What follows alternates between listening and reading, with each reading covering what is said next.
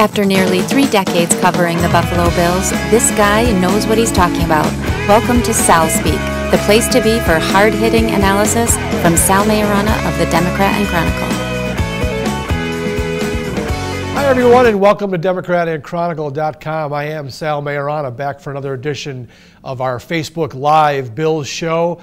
Pretty soon we'll be doing this every Thursday afternoon, but for right now, just going to kick off this thing, wrapping up training camp for the Bills. We'll get started with the week-to-week during week 1 of the season, but I wanted to take some time today because Bills camp has broken, and I thought I had a bunch of different things I want to share with you on what I saw during 3 weeks of competition out there at St. John Fisher College.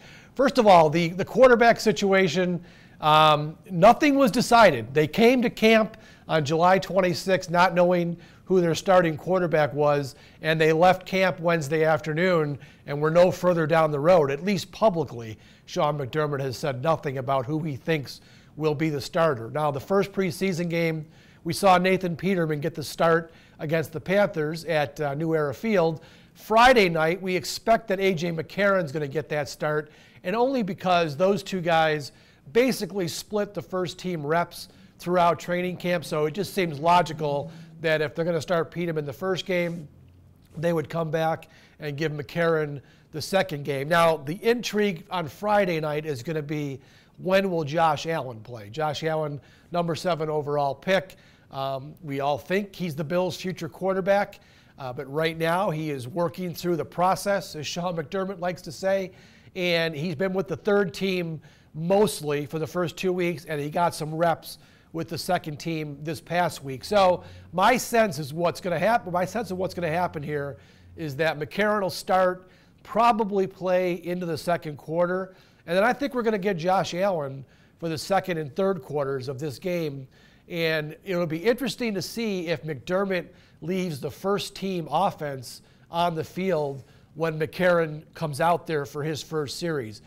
That may not happen, and maybe Allen will get just second team reps or second team guys and then third team guys in the third quarter. And then I think Peterman will finish off the game probably in the fourth quarter. So again, to wrap up the quarterbacks, the real interesting thing tomorrow night, Friday night, is going to be when does Josh Allen play and who does he play with? So outside of the quarterback situation, there are a few different storylines heading into the preseason game against the Browns. Tyrod Taylor, formerly the Bills quarterback, will start for Cleveland, and then Baker Mayfield, the number 1 overall pick, will get the team probably in the second and third quarters. So he and Josh Allen, who were 2 of the top 4 quarterbacks in the previous draft, will kind of be going head-to-head in this game. And the other interesting thing, of course, is Corey Coleman, who the Browns traded to the Bills a couple weeks ago, is going back to Cleveland, and that'll be interesting to see how that dynamic plays out. The other really cool thing about this, first of all, the game will be shown nationally on NFL Network. It'll be locally here on Channel 8. But remember, the Browns are the subject of this year's Hard Knocks on HBO. So that means next week, I believe it comes out on Tuesdays, the Bills are going to be front and center on HBO because they're the opponent for the Browns. So a lot of cool things going on around this second preseason game. Now, in terms of, again, going back to wrapping up camp, some of the things that we saw that I'll also be looking for in this preseason game, tight end has been a very interesting position for the Bills all summer long. Charles Clay is the far and away the number 1 guy. We know that. But the guys behind him, there's been a tremendous battle. I think the Bills are going to keep 3, and they may even keep 4. And you've just got some players that have really stepped up, I think, and made a strong case to make the team. Number 1 on the list, Logan Thomas, who was with the Bills last year, saw a little bit of playing time during the regular season, still trying to make that transition from being a quarterback in college to a tight end in the NFL. And then a guy that not a lot of people knew about before this training camp, Jason Kroom. He was with the Bills practice squad late last season, and he really has come on this summer. He's been very noticeable out at camp at Fisher. He's made some nice plays, so I think he's going to get some serious run in this game. And guys like Kerry Lee and then Nick O'Leary. O'Leary's the guy that's kind of on the bubble He's been with the team 3 years. He's been a solid backup, but really hasn't been an impact player for them. And I think that in this game and the game against Cleveland or Cincinnati a week from Sunday, those are going to be big days for Nick O'Leary to try to solidify his spot on the team. And right now, if I had to pick the Bills roster, O'Leary would not make my team. I think Jason Kroom and Logan Thomas have had the best training camps at the tight end position. So that's the thing that we'll be watching in this game for sure. And like I said, the game against Cincinnati on August 26th. Offensive line, the only battle really up for grabs right now is center. Ryan Groy and Russell Bodine are both in the mix there, so we'll be watching that this game too. And that was really interesting all summer. They pretty much split the first team reps, and I don't think McDermott is any further down the road trying to figure out who's going to be the starter. The good news is I think both of those guys have held up pretty well, and whoever loses the job, there's still going to be a solid backup for the Bills, probably at all three of the interior spots on the line. So that'll be a good one to watch. Wide receiver remains a wide open competition. Coleman did not play in the Panthers game because he'd only had one practice after the trade last week. So I think he's going to make his debut for the Bills, again, going against his former Browns teammates. He's an intriguing player because he's a former first-round pick, and there's been a lot of talent there. It just never really surfaced during his time in Cleveland. He got hurt both years he was there, and then he kind of fell out of favor this summer with a new offensive coordinator in Todd Haley, a new general manager in John Dorsey, who did not draft him. So Coleman's kind of rebooting his career in Buffalo, and I think the Bills, given their depth chart at wide receiver, really need Corey Coleman to step up and be the player the Browns thought they were getting 2 years ago in the draft. Zay Jones, I would think, is going to make his debut in this game. He didn't play against Carolina, but he's had a week and a half of practice. He's looked good in practice, so I think we'll see him out there. If the Bills can get Coleman and Zay Jones to be productive players, you know Kelvin Benjamin is going to be the stud receiver for the team, and you've got Jeremy Curley as the slot guy. The Bills' wide receiver position looks a little bit better than we had envisioned even 2 weeks ago. So I think it's going to be key to watch Zay Jones and Corey Coleman in this upcoming game.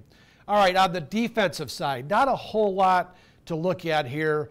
Up front on the defensive line, throughout training camp, it was disappointing that Trent Murphy really didn't do a whole lot. He's coming off the serious knee injury from 2017, so the Bills were real careful during the spring workouts and then at the start of training camp. And then, unfortunately, he suffered a groin injury at Fisher, so he really hasn't been on the field all that much. The Bills are counting on him, I think, to be their starting defensive end opposite Jerry Hughes.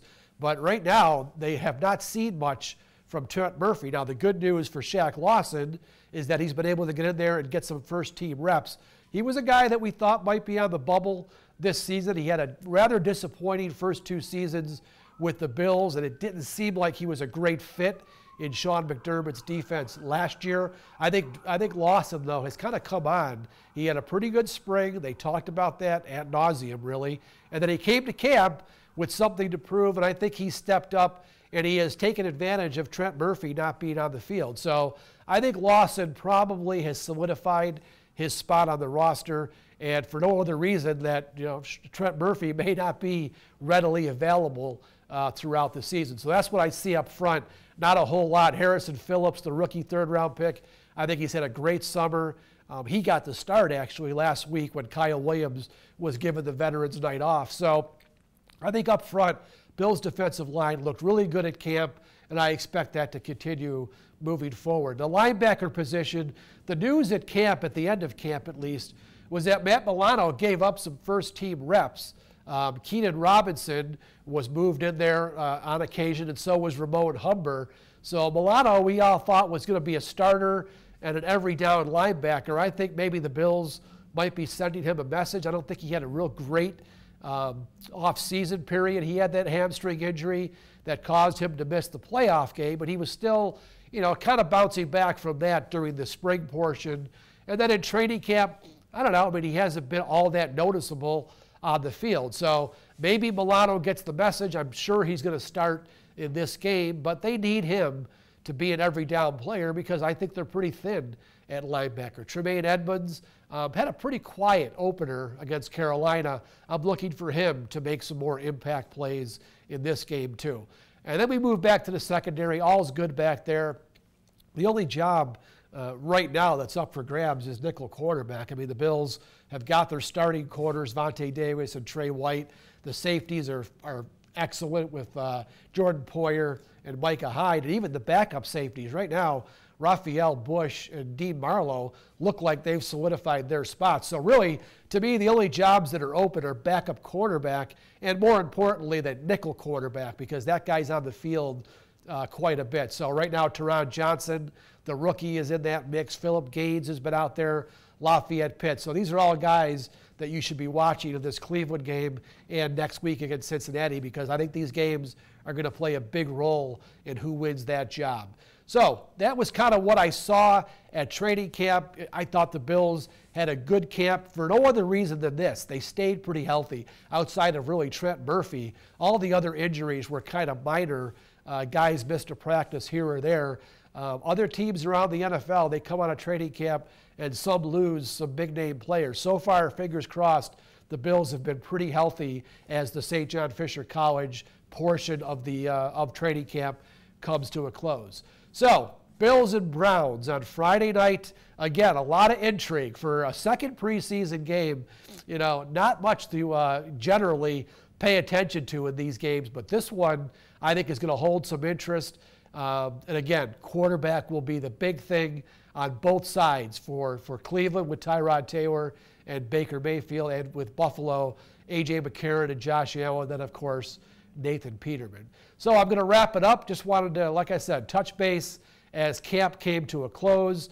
As I said, moving into the season, week 1, we will get back on our regular Thursday schedule here on Facebook Live for Democrat and Chronicle.com. So I will be writing after the game Friday. Make sure you see my stuff on Democrat and Chronicle.com. And then after a few days off next week, I'll be back on the beat later next week as we look forward to the game against Cincinnati on August 26th. So for the Democrat and Chronicle.com, have a great afternoon, folks, and we will catch you soon.